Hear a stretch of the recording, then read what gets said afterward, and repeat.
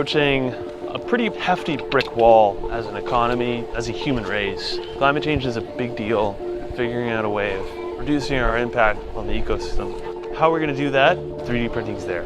I can use multiple materials, multiple sizes, and I don't have to worry about, bulk orders to save money. Oh my God, that's incredible.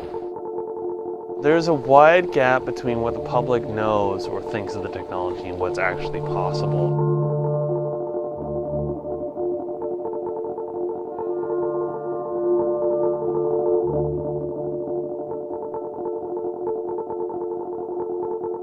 3D printing was developed in the 80s for engineers and designers to come up with prototypes, like physical prototypes, directly from computer models. And then slowly enough it became useful for medical uses, for example, implants and such. And as the costs have gone down, it's become more about artwork and stuff like that.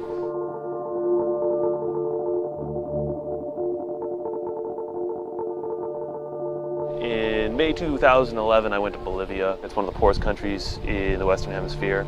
It landlocked, not really well connected with the international trade routes. The company I was working for, this Energetica, this renewable energy company, I built a 3D printer there. We bought one and shipped it in. The idea was that we were going to print off stuff for people there, to replace parts, to make new ones. They love this type of technology because they can test and then maybe even manufacture stuff there instead of having to import it in.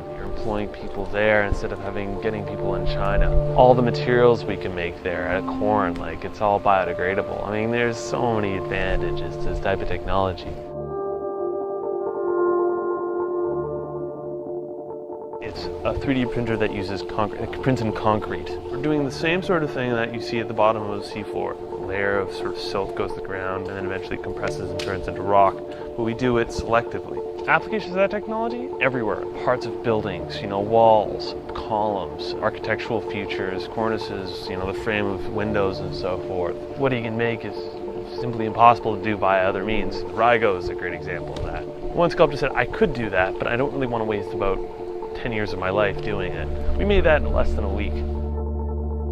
European Space Agency was like, look, we have a bunch of fake moon dust. It's a formulation, it's the same stuff you find on the moon. They gave us a pile and they said, try to print with this. And we did, and it was quite strong. It's quite possible to go to the moon and print off the type of structures that you need to survive.